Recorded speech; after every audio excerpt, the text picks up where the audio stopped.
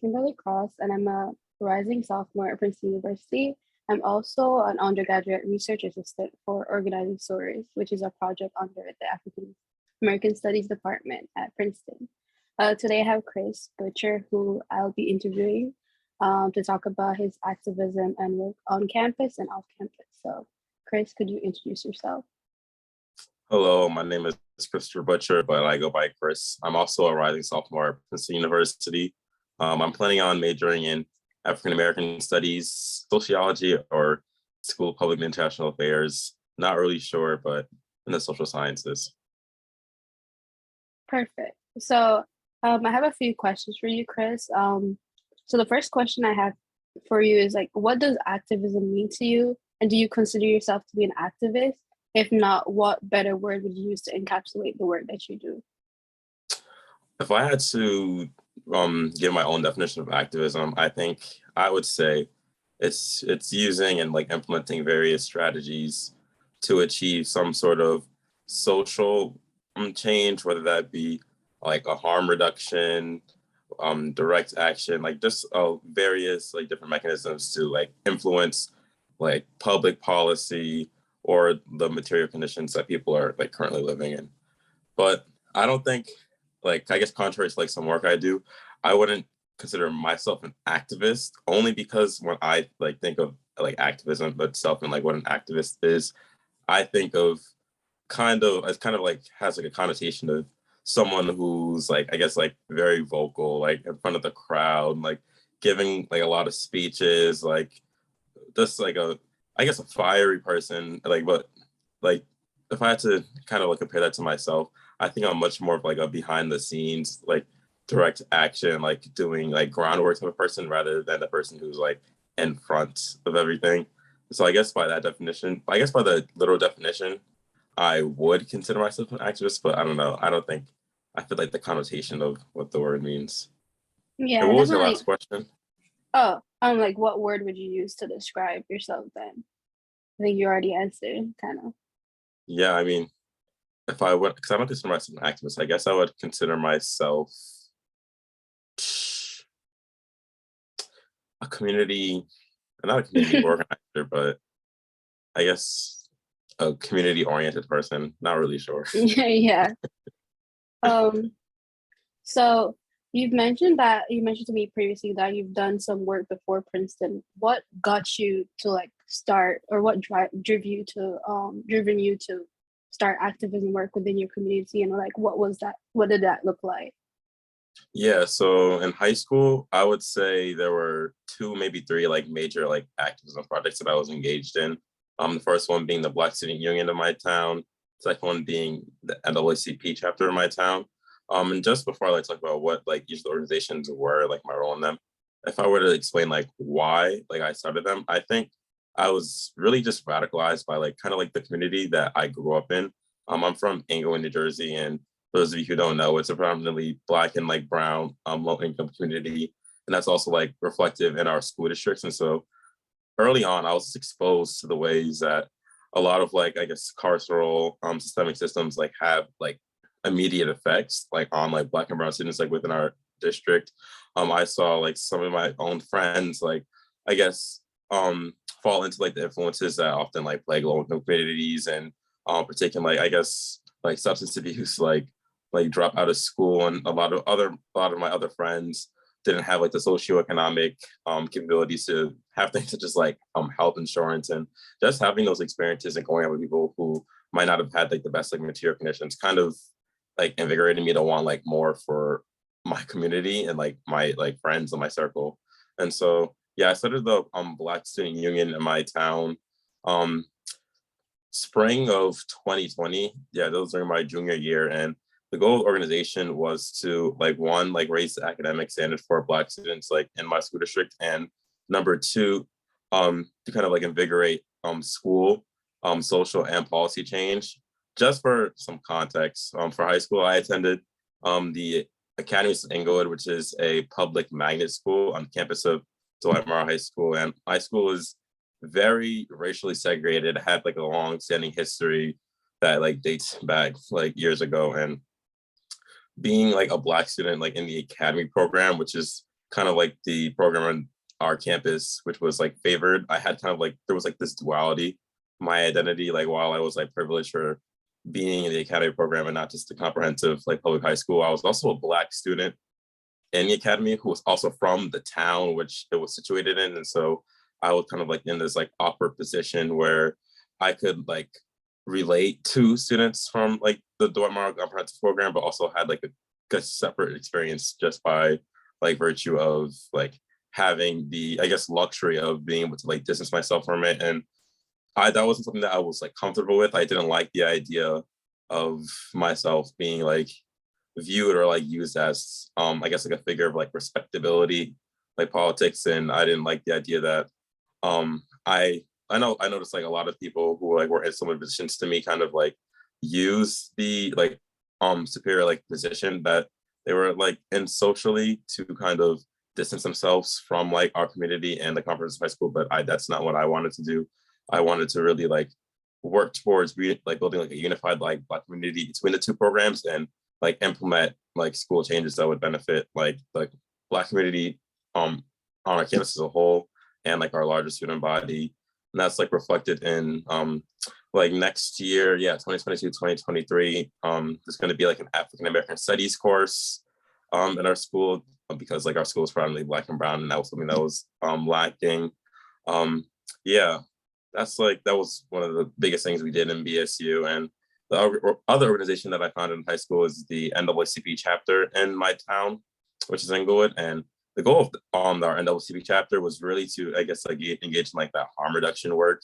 It's like just because, like I said earlier, like a lot of people like in my community are low income, and so didn't have like access to, I guess, like basic things like such as like toiletries, like during the out of the pandemic, like hand sanitizer, hand wipes, and whatnot. And so we were like really engaged in a lot of like volunteerism. Like we spoke like at a lot of protests. We also like during the height of the pandemic, we provided like a whole bunch of like COVID supplies for free to people in our community just to ensure that they had what they need to like live like I guess kind of like a quality life and take care of themselves like in the time of need. Definitely, that sounds phenomenal. Really great job. So you talked about like what you did prior to Princeton, but could you like talk about like the things that you've done like at Princeton? I know you're part of Spear, so maybe you could like talk about that. Yeah. So SPEAR is an organization at Princeton, and it stands for Students for Prison Education, Abolition and Reform.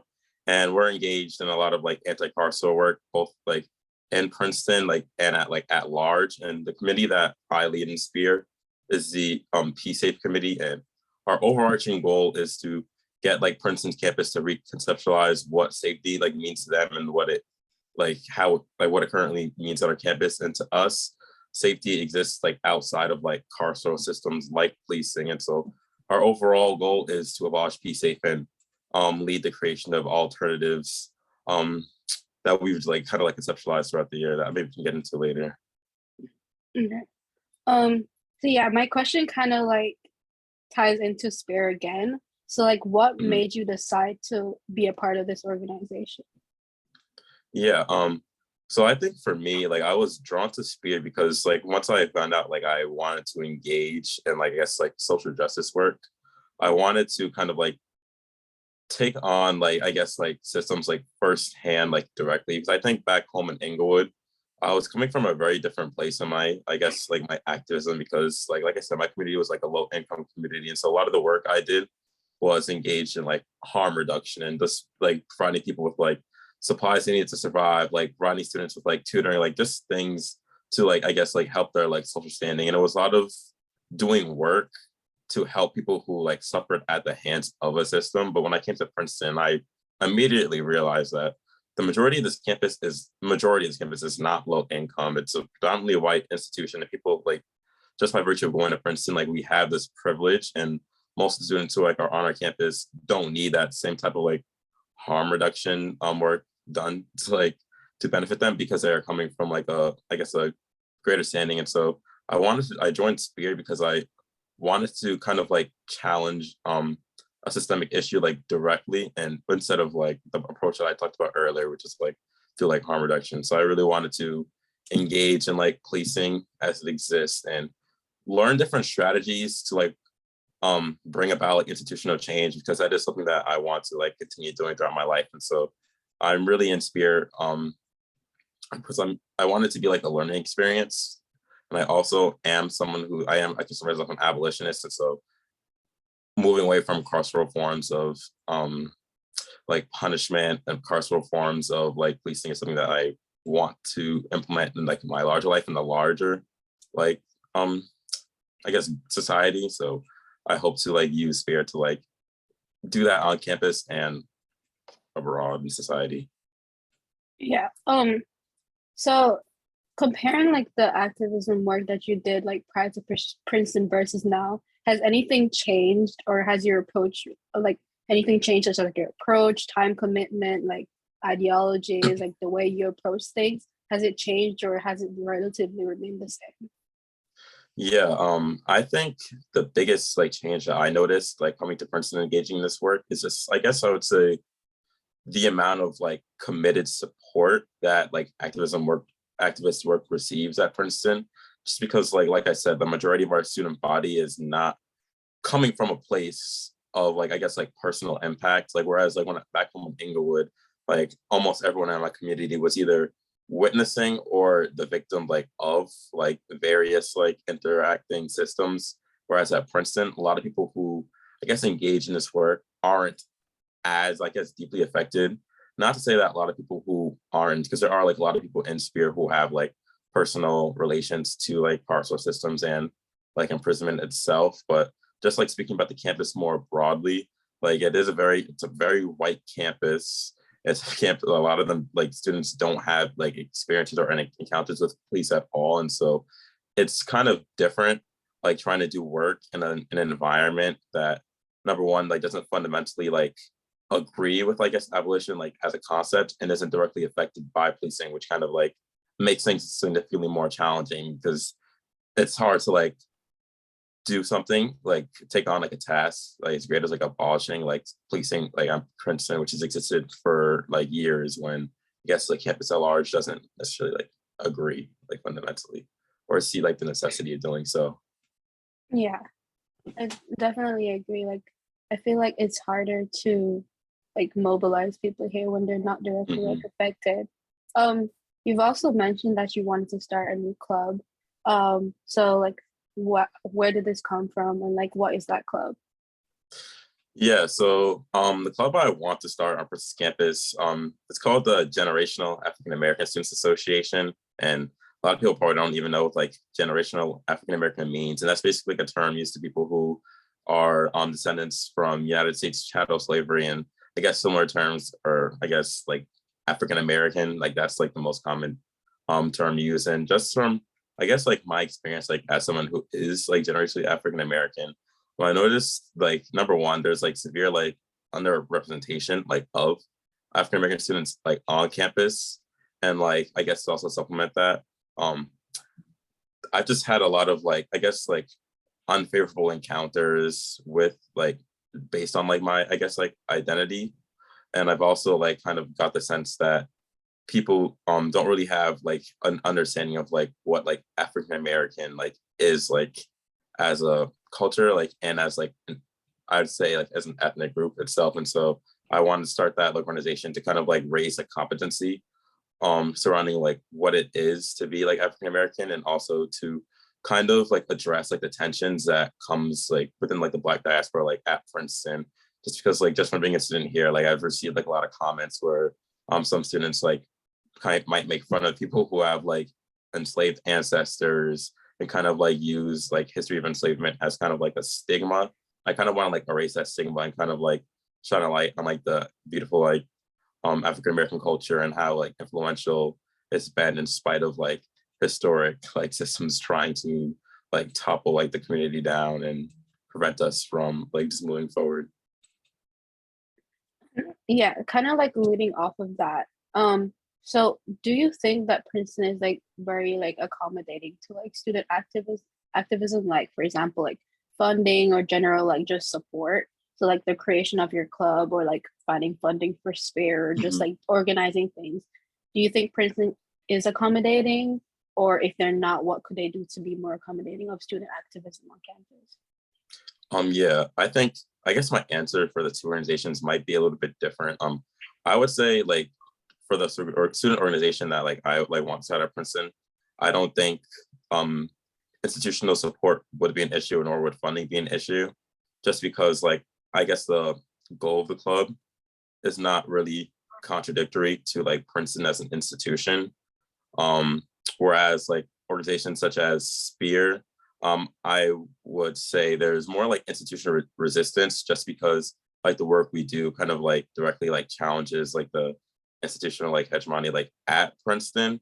And so I would definitely say like institutional support is like slower and like much like less present when the work that you're trying to do kind of like I guess challenges the university to like change the things that it's been doing like historically and kind of like alter its practices, whether that be in like divesting from like corporations that support like the prison industrial like complex and like getting rid of systems such as policing, which a lot of the Princeton I guess the board trustees might not necessarily agree with like fundamentally. It's definitely like more challenging to go about that and receive like institutional support in that way.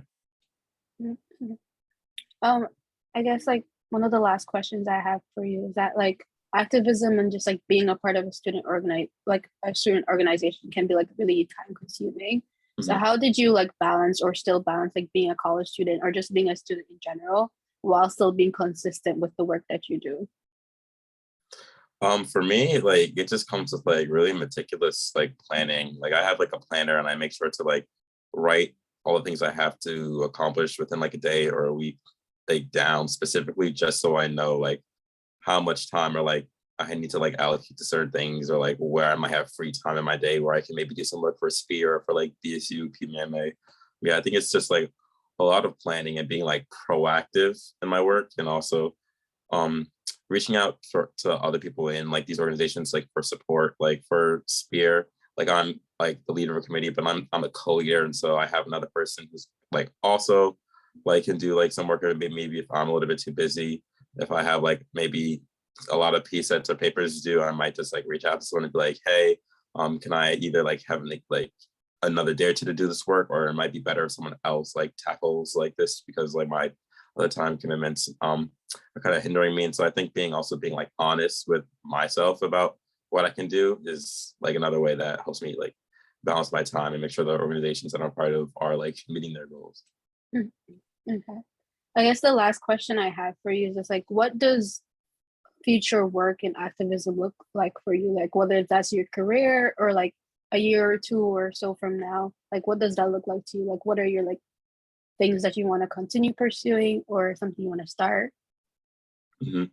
Yeah, well, on Princeton campus, like number one, I do want to continue working with all of like the Black student organizations on our campus, just because just hearing, I guess, in a social sphere, like understanding like Princeton's reputation, like within like the Black community in particular, it's definitely like regarded as the PWIs within like the Ivy League, and it's not very appealing to a lot of Black students, quite frankly, and so that's kind of something that I want to work to address by making like the Black community on Princeton more like inclusive for people like across the diaspora, and also making Princeton like a social space where Black people like can thrive. I want to do that by like organizing like different types of like social events like for the Black students and just like being very particular and very like I guess direct and establishing I guess that social scene just because I know like in coming to Princeton like there's been like a lot of like encouragement to just forget like the Black social life we're trying to start it and just like to go out to the street like everyone else. But I myself and I know a lot of others on campus um don't enjoy the street because it's not what we were raised with. It's not something that we want to necessarily like use as like I guess our outlet for like fun and like socialization. And so I am committed to like enriching like the Black social scene on Princeton's campus just so we can all have like a more positive experience and to kind of like attract other Black students to Princeton. And I want to continue my work in Spear and leading to like the abolition of like P safe on campus. But for me, like when I think of, I know like when I say like abolition of be safe, like a lot of when I talk to people, a lot of people get like hesitant because they think that like our goal is to just like say like scrap be safe like immediately. That's like all we're trying to do. But I think like just in I guess getting a better understanding of like what abolition is, I want to work on like developing like alternatives to like policing on campus, just so we can get our campus to kind of reconceptualize like what safety means and like away from policing, which I think leads to like the dismantling of policing as an institution. I want to like work on like building like alternatives, whether that be in like mental health initiatives, community responding, like just like a lot of similar initiatives to move away from policing, just to kind of like I said, get our campus to understand that policing is not conducive to safety for Black and Brown and other like marginalized groups. And I guess at large, I'm not really sure what I want to do, quite frankly. Like I don't really know a major. I don't know what I want to do in the future really, but right now I'm thinking about going into academia and or law. Not really sure what contribution I want to make to either yet. I'm still trying to like understand that myself, but definitely like then academia, law. Like I said earlier, I don't ever really see myself being the person like giving speeches at protests, being that like chanter, but I do want to be like an organizer and like an organize and I guess various capacities, whether that be through I guess like direct like protest or like working within like I guess like the political or like legal sphere. Yeah.